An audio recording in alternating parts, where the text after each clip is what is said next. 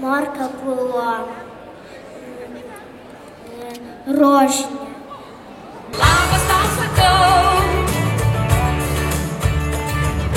bus smagu žinau.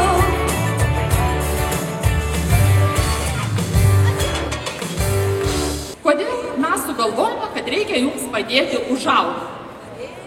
Padarėm tyrimą ir paaiškėjo, kad vis mažiau skaitytojų. O jeigu mažėja skaitytojų, mažės knygų, mažės įsilavinusių žmonių. Noriu pasakyti, ką šiandien mes čia darysim. Ar klausot gerai? Susėdę, atsistoję, didžiausią knygą rašysim. Ar jūs pasiruošę? Visi kartu, labas tau sakau. Bus smagu žinau. Labas tau sakau.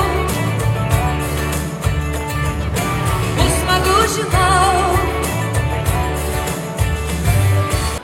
Pala. Savo sapną dabar, taip? Kad gulėjo ant avių kailio.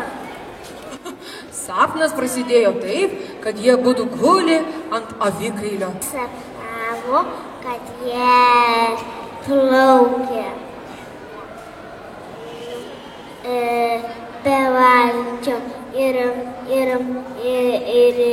reikėjo jos traukti. Jis padėjo morkai persikyti visada per vandenį. Koks buvo geras pomidoras. Labas tau sakau. Bus smagu žinau. Einu liūdęs mažas po medžiu. Padėti tau galėčiau vieną minutėlę paliūdėt kartu. Po to pakelsim nosį. Visi žinosim, šiandien bus labai gera diena. Na visi kartu, labas tau sakau.